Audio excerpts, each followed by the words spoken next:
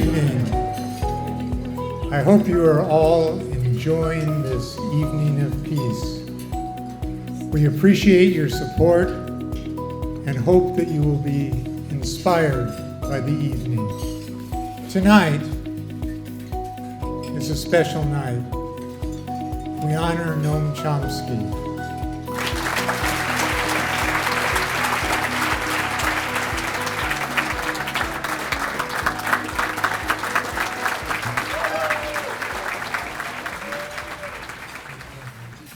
Well, it's superfluous for me to say how much I'm honored and pleased to receive this distinguished award and to be able to join the wonderful list of people, my friend Dan Ellsberg and others who've contributed so much to the difficult, ongoing, necessary search for peace and justice.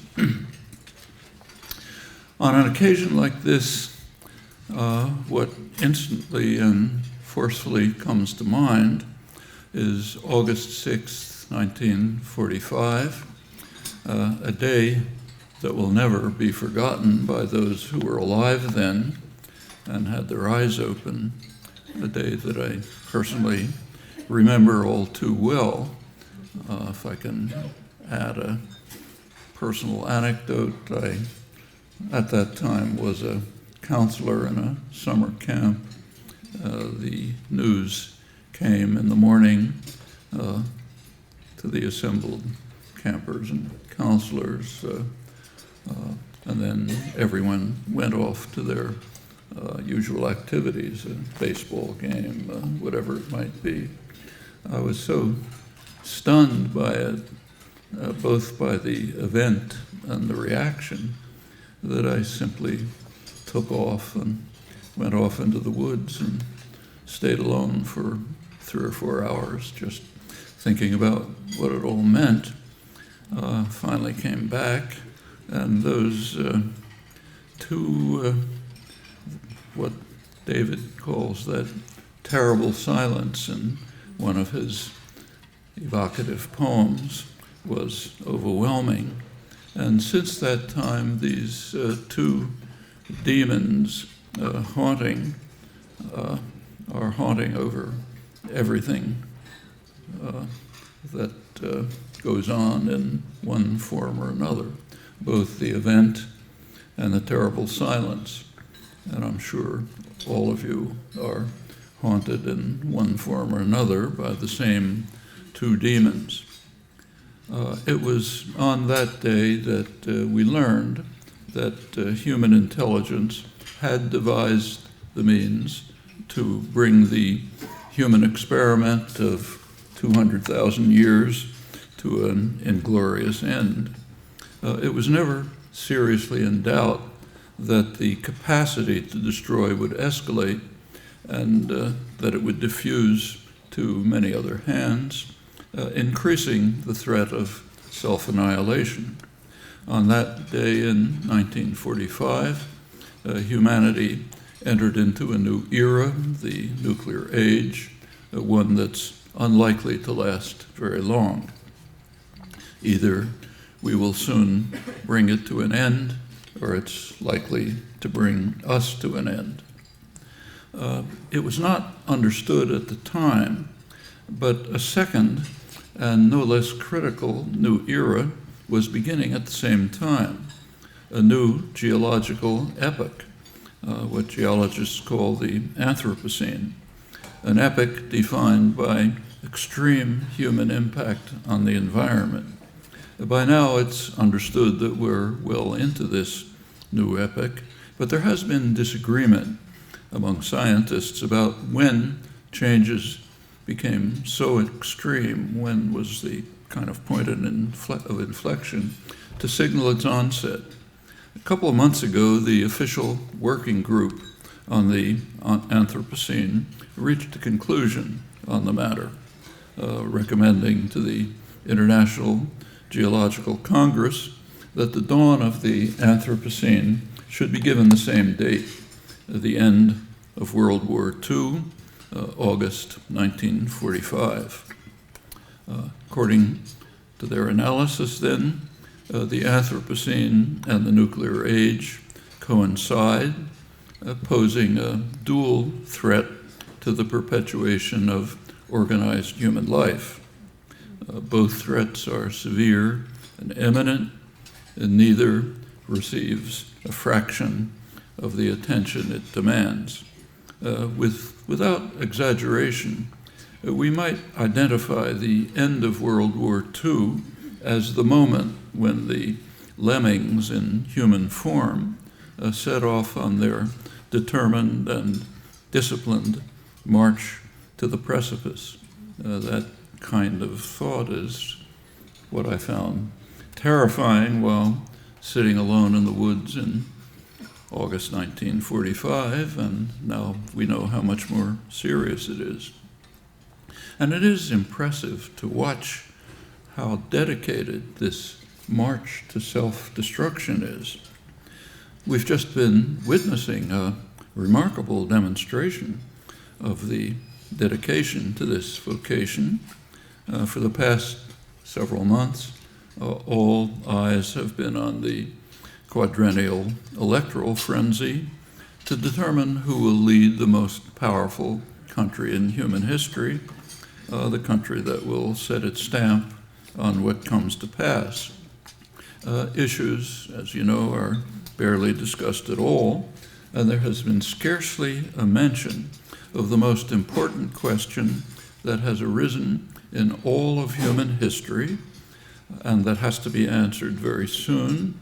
Is organized human life going to survive? On the growing threat, and it is growing, of nuclear war and on nuclear policies generally, there have been a few scattered phrases which are hardly encouraging. On destruction of the environment, one of the two political parties does, in fact, take a very clear position. We should do nothing, or it's not happening at all. During the Republican primaries, every single candidate denied that what is happening, with the exception of the sensible moderates, like Jeb Bush, who said that it's all uncertain, but we don't have to do anything because we're producing more natural gas thanks to fracking. Or John Kasich, the other moderate, who agreed that global warming is taking place, but added that, quoting him, "We're going to burn coal in Ohio, and we're not going to apologize for it. And in general, we should do nothing." The winning candidate, as you know, calls for rapid increase in use of fossil fuels, including coal, dismantling of all regulations, rejection of the commitment to help developing countries that are seeking to move to sustainable energy, and in general, racing to the cliff as fast as possible. And the effects have already been felt. The COP21 Paris negotiations agreement, they've just gone into force. The date was accelerated by concern that a Republican victory in November might dismantle what little has been achieved. And Republican denialism already had a significant impact. It was hoped that COP21 would lead to a verifiable treaty, but that hope was abandoned because the Republican Congress would not accept any binding commitments. So what emerged was a voluntary agreement, evidently much weaker. Just a couple of days ago, a significant agreement was reached to phase down the use of hydrofluorocarbons, HFCs, super polluting greenhouse gases, much worse than CO2. It is delayed for India and Pakistan, where increasing heat, which is making much of the country unlivable, and shocking poverty make cheap air conditioners a desperate necessity. And the right response is quite evident. The rich countries should provide subsidies to accelerate the provision of advanced non-HFC devices, the ones we use here, very limited cost. But nothing like that seems to have been proposed, and if it were, it would go the way of a verifiable COP21 treaty. When you think about this, it's hard to find appropriate words to express the fact that in the most powerful country in world history, with a decisive impact on world affairs, a major political organization is quite literally dedicated to the destruction of much of life on Earth, including us. That might seem to be an unfair comment, but a little reflection will show that it is not. And worse still, these astonishing facts pass with virtually no comment. The twin demons again. Well, I won't take time to sample the record, familiar to you, I'm sure, and not our topic here, but it's nevertheless worth at least recalling how imminent and dramatic the problem is. So let's just take one example that's not much discussed. Every year, about 25 million people flee from the effect of disasters such as floods and storms, the predicted effect of global warming. That's one person every second, considerably more than the miserable victims fleeing from war and terror. And the numbers are bound to increase with the rise of sea levels, very likely not far off. Very recently, as you may have read, and particularly ominous, are recent discoveries about the rate of melting of the huge Antarctic glaciers, which could raise sea levels by several feet quite quickly. In Bangladesh alone, mostly a low-lying coastal plain, tens of millions are expected to be forced to flee in coming decades simply because of sea level rise. With some justice, Bangladesh's leading climate scientist says that these migrants should have the right to move to the countries from which all these greenhouse gases have been coming. Millions should be able to go to the United States alone. All of this is a coming so-called refugee crisis that makes today's pale into insignificance, and it's also a profound moral crisis for the rich societies, which will only intensify as Himalayan glaciers melt, already happening, threatening the water supply of South Asia. We're already hundreds of millions of people lack adequate drinking water. But all of this, and far more, does not even reach the sidelines while the game of triviality and vulgarity commands obsessive attention. And when we turn to our topic here, the picture's not more encouraging. It should be an imperative for an educated citizen, any educated citizen, to review carefully the history of the nuclear age. It's a harrowing experience for anyone who's willing to endure the painful record of missed opportunities and near misses, sometimes from accident and error, in a few shocking cases that are not well enough known, from recklessness. And the threat is growing right now, ominously. Escape from catastrophe for 70 years has been a near miracle, and such miracles cannot be trusted to perpetuate. And new information is appearing regularly about how lucky we are to have survived so far. As I'm sure you all know, the Doomsday Clock of the Bulletin of Atomic Scientists has been moved 2 minutes closer to midnight, to the point 3 minutes to midnight, where it last was in the early 1980s during a major war scare, about which we have recently, very recently, learned more. So to recall the basic facts, in 1983, the Reagan administration launched what was called Operation Able Archer to probe Russian defenses, simulating attacks on Russia, including nuclear attacks. It happened to be a moment of grave international tensions. Among other threat escalations, Pershing II nuclear missiles were being installed in Germany with a short flight time, a few minutes, to Russian territory. And we now know, didn't know this before, that Soviet specialists feared that they had a range of 2,500 kilometers, which would have posed a direct threat to the leadership in Moscow. At the same time, Griffin cruise missiles, although slower, could reach Moscow and also could fly low enough to avoid Soviet radar, leaving the Soviet nuclear command vulnerable to a decapitating first strike. I'm actually quoting from a new study by the National Security Archive, which has significant new information about Able Archer. A couple of years ago, with the declassification of Russian archives, it was learned that, not too surprisingly, the Russians took Able Archer pretty seriously. There has been uncertainty, however, about how much was understood in Washington.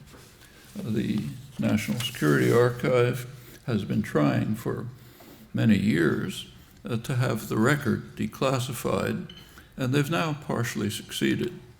The record reveals that Washington recognized very quickly that Able Archer was bringing the world to the verge of terminal war.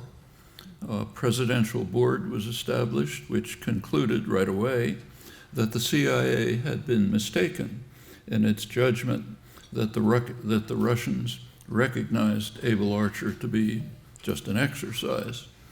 On quite the contrary, I'll quote the words of the board, the Russians took Able Archer so seriously that it may have inadvertently placed our relations with the Soviet Union on a hair trigger. That means we were on the verge of nuclear war, which of course means terminal nuclear war, terminal for everyone. These newly released documents have other revelations. They reveal that U.S. intelligence determined that the Russians were mobilizing forces to what they call an unusual level of alert, which according to protocol, U.S. protocol, meant that the U.S. should have reacted in kind. One high U.S. Air Force officer, Leonard Perutz, decided on his own not to follow prescribed procedures and to do nothing, as the record says, perhaps averting terminal war. We already knew that shortly after this, Russian automated systems detected a massive U.S. nuclear attack, and the officer in charge, Stanislav Petrov, also decided to do nothing, instead of transmitting the information to a higher level, which might have triggered a massive nuclear strike.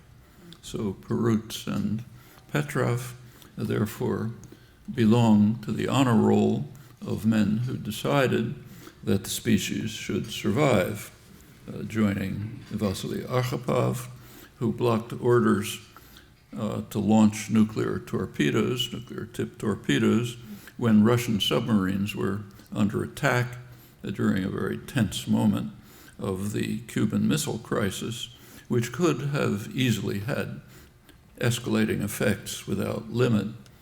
No doubt there are others whose names are unknown.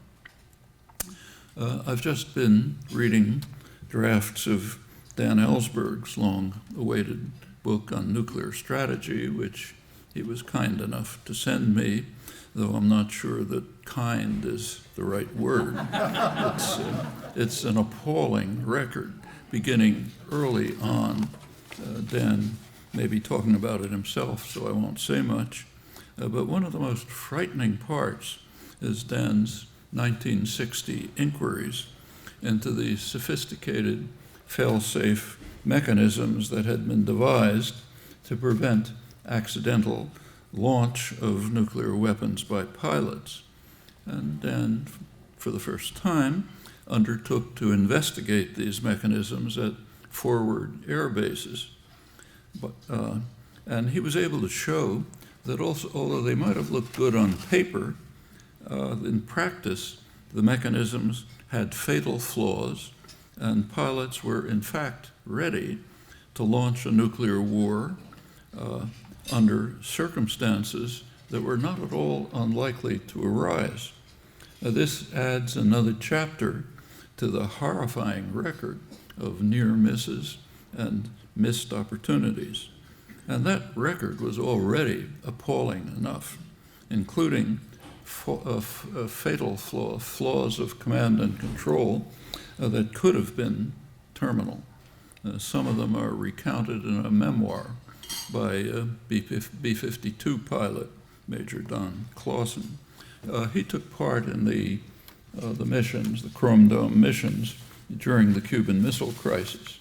It was a mission of B-52s on airborne alert with, I'm quoting him, nuclear weapons on board and ready to use.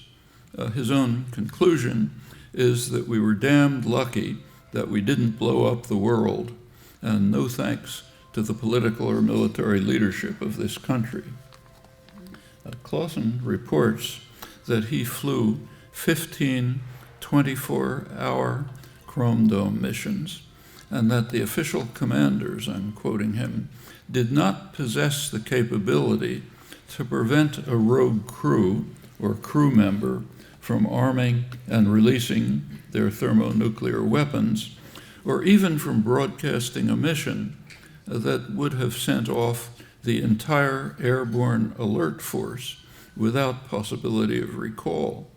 And once the crew was airborne, carrying thermonuclear weapons, he writes, it would have been possible to arm and drop them all with no further input from the ground. There was no inhibitor on any of these systems. SAC, the Strategic Air Command, was technically in charge, but appears to have had little control. And the deciders, so-called, who were pondering the fate of the world at the XCOM meetings in Washington, apparently knew even less. That's a conclusion that is underscored rather bitterly in an oral history of this period by General David Bertrand, who commanded the operation. His attitude toward the civilian leaders is pretty shocking, maybe justified. Well, I was pretty skeptical when I read Major Clausen's account, but skepticism fades pretty rapidly when, after reading Dan's chilling discoveries about sub-delegation of authority, much of it authorized directly by President Eisenhower and presumably by his successors, who are much less knowledgeable about military affairs than he was. It's on such decisions that the fate of organized human society has relied all too often in the nuclear age, and it simply cannot go on.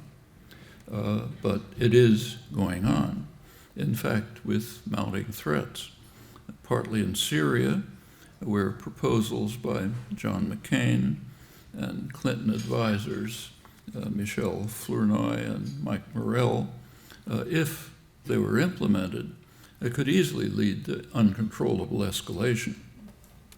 But the main tensions are on the Russian border, with highly provocative actions on both sides, along with ominous military buildups. One can only imagine with trepidation the command and control flaws that might suddenly become lethal any minute, literally. jets, military jets buzzing each other, and all provocative military actions a couple hundred meters from the Russian border and so on. Notice that all of this is at the Russian border. It's not at the Mexican border, where even the remotest hint of such a threat would have led to nuclear war long ago, and we'd be done. We should at least be asking why the threats are at the Russian border, and more generally, what were the opportunities for a global security system with the collapse of the Soviet Union in 1991? Well, the two sides at the time had conflicting visions. Gorbachev, for the Russians, called for dismantling of all military alliances and replacing them by a unified Eurasian security system which would integrate the former Soviet Union, collapsing at the time, and Western Europe. On the other side, President Bush and his Secretary of State, James Baker, had a different plan. NATO would expand while the Soviet system collapsed. What happened at the time has been the subject of a very interesting and searching scholarly inquiry, and there are some new and quite revealing discoveries. The issue, of course, was joined over the fate of Germany for obvious reasons. Gorbachev did agree to German unification, even German accession to NATO, a hostile military alliance, which is a pretty remarkable concession in the light of recent history. After all, earlier in the century, Germany alone had practically destroyed Russia twice, long history before that. But he did agree. There was, however, a quid pro quo. NATO would not extend 1 inch to the east. That's the phrase that was used in the negotiations. That meant to East Germany. There was no discussion of anything beyond, and if it was contemplated, it was only in secret on the US side. Well, Bush and Baker agreed to this, but only verbally. It was a gentleman's agreement, handshake, not in writing. And NATO instantly expanded to East Germany in violation of the pledge. But as Bush and Baker correctly stated, they were not violating a written commitment, just a gentleman's agreement. Well, there's a rich scholarly literature seeking to determine exactly what was going on at the time. And there has been one primary open question that's been debated. What is it that Bush and Baker intended in doing this? There's actually a persuasive answer to this question that's just been given, a very recent article in the MIT Harvard Journal, International Security, by Joshua Itzkowitz-Shifrinson. Did a lot of new archival studies, and they indicate pretty clearly that the Bush-Baker verbal commitments to Gorbachev were very explicitly designed to mislead Gorbachev while U.S. dominance extended to the east. It's a matter of some significance that shouldn't be confined to the dry prose of a scholarly journal. Well, under Clinton, NATO expanded farther to the east in 2008. Apparently later, NATO even offered membership to Ukraine, a highly provocative move, right at the geostrategic heartland of Russia, quite apart from long historical and cultural connections. George Kennan and other senior statesmen had warned right at the beginning that NATO enlargement would be what they called a tragic mistake, a policy error of historic proportions. It's now contributing to rising tensions on the Russian border, raising a risk of nuclear war that is not slight. The options in 1991 were another in a long series of missed opportunities to move from confrontation to cooperation, opening ways to eliminate the scourge of nuclear weapons entirely, and also to move on to a more peaceful world. It's not the only case, and some of the earlier ones from very early in the Cold War and since offer quite suggestive lessons for today. One of the most intriguing was an offer by Stalin in 1952 to permit unification of Germany on condition that it not join NATO, and perhaps leading to elections that were certain to have inclined Germany to the West. At the time, the most vocal support for exploring the opportunity was by a very respected and influential analyst, James Warburg, in his book, Germany, Key to Peace. He was ignored, and the scattered later references to this have mostly elicited ridicule, as I found myself several times. Declassification of Russian archives a couple of years ago has led to some serious rethinking of this matter. One of the leading scholars of the Soviet Union, bitterly anti-communist Soviet scholar Adam Ulam, he observed that, and quote him, after the archives came out, Washington wasted little effort in flatly rejecting Moscow's initiative on grounds that were embarrassingly unconvincing, as in fact Warburg had shown right at the time. Ulam's own judgment is that what he calls the basic question remains open. Was Stalin genuinely ready to sacrifice the newly created German Democratic Republic, East Germany, on the altar of real democracy, with consequences that could have been enormous? Cold War historian Melvin Leffler, one of the most distinguished Cold War historians, also citing Russian archives, points out that Lavrenti Beria, the sinister, brutal head of the secret police, proposed that the Kremlin offer the West a deal on the unification and neutralization of Germany, agreeing to sacrifice the East German communist regime to reduce East-West tensions and improve internal political and economic conditions in Russia. There's a spate of recent scholarship incited by these Russian archival releases, which has sought to show that Stalin never meant what he proposed. There was a good way to find out at the time, to take him up on the proposal, but that was not seriously tried. And to my knowledge, scholarly inquiry has focused on whether Stalin was serious, and not on a question more significant to us. Why was there no effort to find out? And it's not the only time by any means. This raises an interesting question highly relevant to nuclear destruction. At the time, the United States basically faced no threats, but there was a potential threat. ICBMs with hydrogen bomb warheads, not yet developed by, say, 1950, but in the offing. And that raises a question whether there could have been a treaty negotiation with the Russians which would have eliminated the only serious threat to the security of the United States and, in fact, the survival of the world.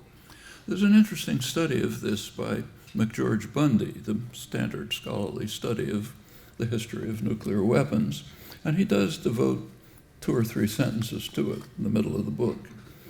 He points out that he had access to high-level classified material.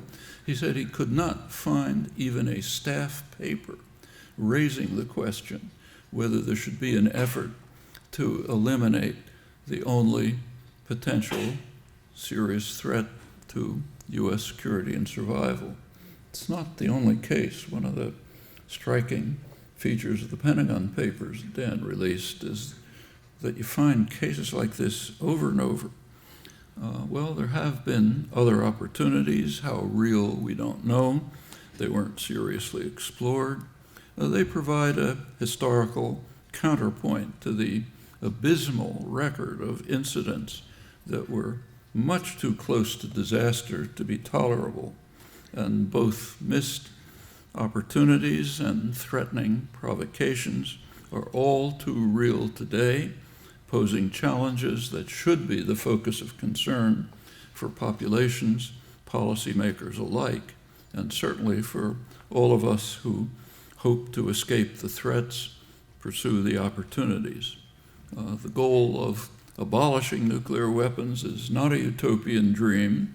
It's been forcefully advocated by mainstream establishment figures, among them George Shultz, Sam Nunn, Henry Kissinger, William Perry, four signers of an op-ed in the Wall Street Journal calling for elimination of weapons altogether. Another respected national security expert, Bruce Blair, has formed the new organization called Global Zero, which calls for an international treaty banning nuclear weapons.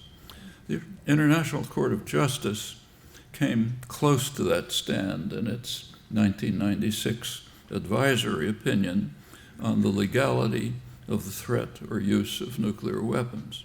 This month, for the first time, the United Nations is considering a resolution to launch negotiations, I'll quote, on a legally binding instrument to prohibit nuclear weapons leading towards their total elimination. The resolution is sponsored by Brazil, Austria, Ireland, Mexico, Nigeria, South Africa, and it's expected to win the support of more than 120 states. But without large-scale public support, it will pass into oblivion, just like the other lost opportunities. And the same holds regarding the steps that should be taken right now to reduce the international tensions that are escalating the threat of nuclear war. There are steps that can be taken, that must be taken, if we are to dispel the oncoming storm that may consume us all.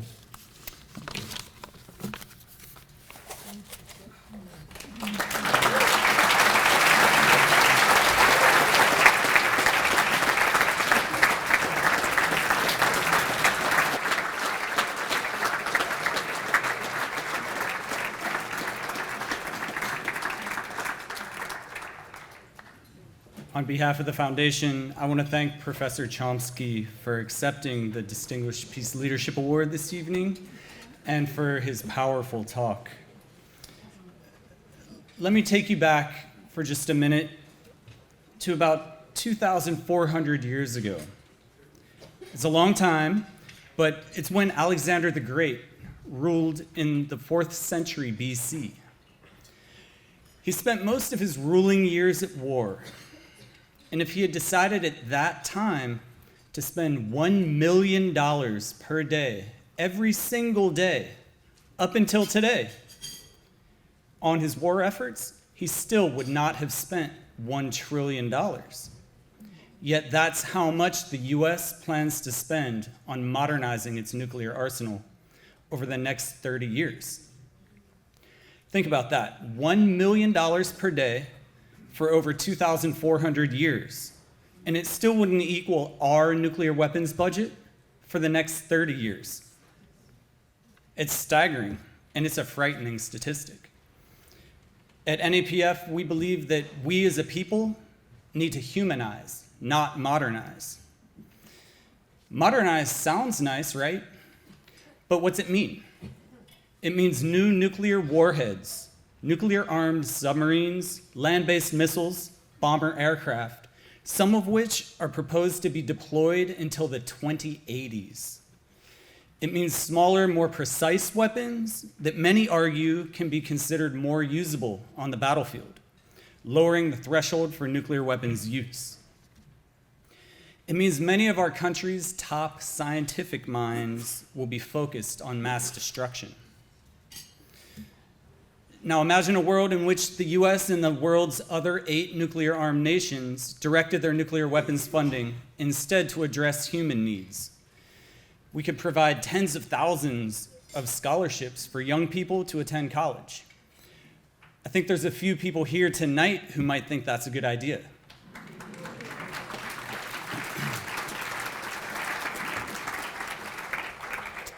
We could transform our fossil fuel economy in order to stave off the worst effects of man-made climate change. We could pay more for teachers and even pay them what they're worth. Yeah.